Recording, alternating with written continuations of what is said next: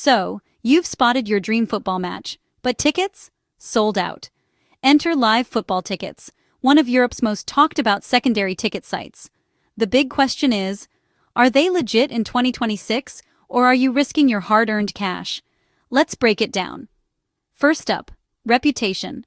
LiveFootballTickets isn't some dodgy pop-up.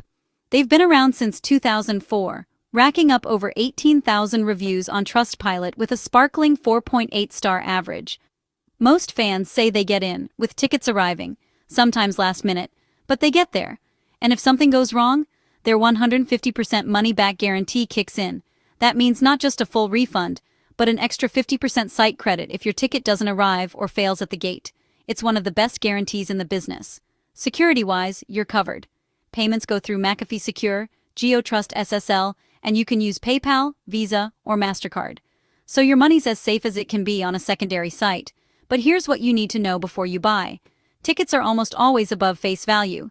Think 30% service fees on top. Ouch. Also, tickets show up close to match day, sometimes just hours before kickoff. That's nerve-wracking, but it's normal in this market.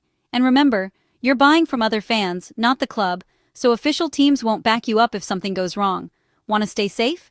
Here's my 3-step buyer guide. First, always check seller ratings and go for established sellers. Second, double-check your seating. Mixing up home and away ends can get you refused entry.